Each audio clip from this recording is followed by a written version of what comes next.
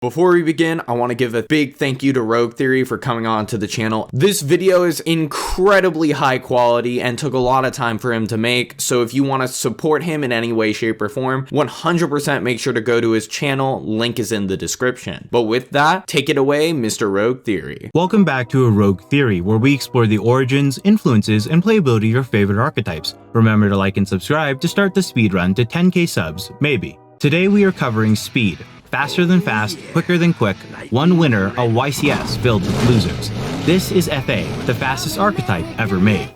The FAs are comprised of 6 main deck monsters, 2 synchros, 1 link monster, 9 spells, and 3 trap cards. The FAs are designed with the intention of not only representing motor vehicle sports, but also referencing popular racing movies and shows, the 2 obvious examples being Speed Racer and the movie Cars. While I personally can't recommend anyone to ever watch Speed Racer and still be able to sleep at night, I'll give you the quick rundown so you don't get scarred for life. Bad car bad, good car good. Bad car wins the initial race against the good car competes to get another shot at the final race, good car gets an upgrade, and competes with the bad car, eventually winning the race and becoming the new champion. And that's about all you really need to know about the story of this archetype. Now, while I'm sure I could do a more sophisticated analysis, all you really need to know is that the FAs gain and lose levels to represent themselves speeding up or slowing down to do special maneuvers. He's a good kid and devil behind the wheel. What the hell else more do you need to know? So please go ahead and trust me, you don't want to be scarred by looking into the origins of the Link monster. Now, what type of vehicle is this? No, it's stupid. Hang On Mock is an in-archetype Dark Law that's immune to monsters who are beneath him. Bloody peasant! This allows you to easily manage your opponent's plays if you get it above level 6. While this can be threatening to your opponent and can stop them from comboing in the first place, you want to do your best to protect this card as long as it's on the field. Whip Cross, like Trick Stars, requires your opponents to pay life points if they want to use the effects of cards lower than his level. While the burn damage isn't often relevant, the fact that he can act as a floodgate against decks that are running Forbidden Droplets, Tridents, or Dangers is extremely strong and a great way to stop them from ever getting set up with a full combo. Sonic Meister is one of the worst cards within this archetype since it's strictly used to close out games and it doesn't provide any real utility effect going first. If it wasn't obvious, you're better off not playing this card and instead running Boral Sword in your extra deck. Turbocharger provides the deck a way to stop targeted attacks and effects from hitting your more important FAs, but since this only applies to cards with level or rank, it falls short of being a usable card within the deck when matched up against your opponent's Link monsters. Dark Dragster gives the deck a way to access spot removal and takes care of problem cards that are currently standing in your way of your opponent's life points. While this might seem mediocre at first, the fact that some cards modulate level during certain phases of the turn means that getting the ability to pop a card in the main phase with all of your effects can sometimes be more important than saving your targeting destruction for later on in your turn. Auto Navigator is the bread and butter of this deck. Thanks to its ability to modulate levels, search a field spell, and summon itself from the hand, it allows the deck to ramp up its starting place and set off on the right track by producing overwhelming advantage. Dawn Dragster is most famously known as a spell or trap negator, but since its resource to negate is based on level and you can easily increase it at will, you could argue it's nearly infinite in terms of power. Motorhome Transport gives the deck a boss monster that acts as a piece of recovery every turn. While most often you won't even summon it to win a game, it's a nice backup option in the case you start to lose out on main deck resources in prolonged games. Shining Star GT gives the deck a way to negate monster effects and kill your opponent's monsters with high attack values that normally your FAs might have trouble facing. UA Hyper Stadium is always treated as an FA card and can search out Navigator from the deck to help you combo and provide you easy access to an additional normal summon. Thanks to this newly printed support, not only is the deck more consistent, but it also has access to plays and combos that can resist hand traps. City Grand Prix is the best field spell outside of Hyper Stadium due to its ability to protect your cards from targeting effects, and it grants levels to your monsters during both the battle phase and the main phase. Off-Road Grand Prix is your backup field spell if you lack other options, since it can punish the opponent who is attempting to kill your control cards during the battle phase by ripping a card out of their hand. Circuit Grand Prix is a card I wouldn't recommend playing as it's only meant to be played on your turn to take advantage of the draw effect. While it can be left on the field, it doesn't punish your opponent or protect you as effectively as the other cards might, which will prevent them from comboing in the main phase. Downforce can be used in a variety of ways, from making your in-archetype Dark Law go live to protecting your monsters that your opponent thinks that they can out. While it also serves to give your monsters a level increase on your turn by banishing itself from the graveyard, its second effect isn't really needed besides the increased attack values. Pit Stop allows the deck to not only have access to its own version of Upstart Goblin, but the longer the match goes on, the stronger this card becomes, as it allows you to draw more cards and revive key monsters that are in the graveyard. While most builds tend to not run Pit Stop as it symbolizes slowing down, only a fool wouldn't change their tires. Need tires now, come on, let's go! No tires, just gas! You need tires, you idiot! Checkered flag, here I come! Oh no! one turn to go. Can he make it? You fool! as it can often be described as the deciding factor to close out the game. Rito, it's time. Hey, Tiny, you gonna clean his windshield?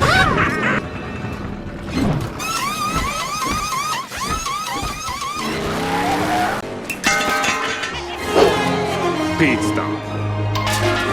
Test Run is a mandatory 3 of in the deck, as it allows you to have targeted removal and to swap out your current racers to fit best against your opponent, or it can also be used to set up your graveyard for further plays with F.A. Pit Stop. UA Locker Room or F.A. Locker Room provides the deck a way to play around hand traps and still manage to resolve their monster effects without losing to Disruption. While the return to hand effect can seem rather lackluster, thanks to the addition of Hyper Stadium, you can just normal summon your monster again and continue playing the game. F.A. Winners represents one of the hardest triumphs of racing, winning the Triple Crown. While it can be argued that this card has a decent ability that makes it worth being used, it provides no protection from being banished or targeted by other card effects. Now, while it's a shame that we can't include this automatic win strategy in a competitive build, I think it does a justice to the difficulty and skill it takes to race, as there's only ever been one person to have ever won the Triple Crown. Overheat allows the deck to take full advantage of the UA-FA support from Phantom Rage by allowing you to summon your control-based cards from the hand that you've either searched or bounced from the field after your opponent attempted to remove them. While you can choose to play FA however you wish, I recommend anywhere between 2 to 3 copies of this card in a control-based build, as nothing feels better than drifting past your opponent's expectations. Feel the power.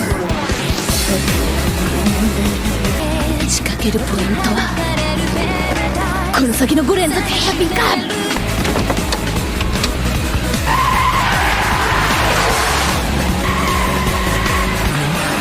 オーバースピードだ！ブレーキ！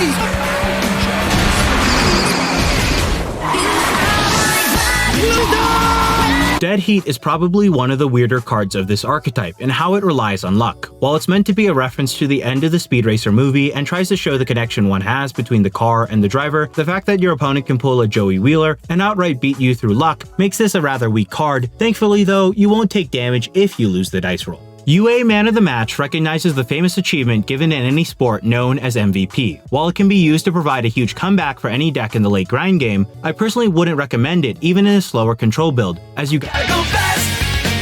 Gotta go faster, faster, faster, faster, faster! Okay, now that we know all the cards that are currently released for the archetype, the effects of each card, and the very basic references and storyline for the FAs, we can finally speak to the competitive viability of this archetype. While it's cool to see an archetype that inhibits the idea of racing and the idea of sportsmanship in an often non-team setting, I'm disappointed by the lack of drifting. For combos today, I only have one that I think is worth showing. The FAs can be used to end on a board with an in-theme Dark Law and a battle phase protection for said control card.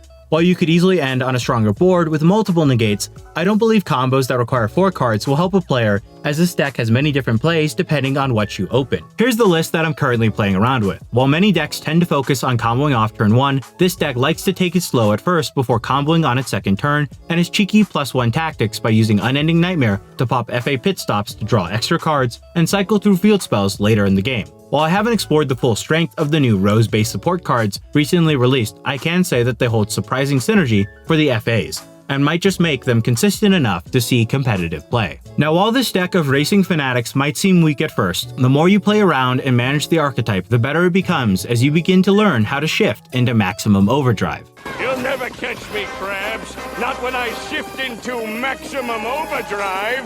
Hi-ya!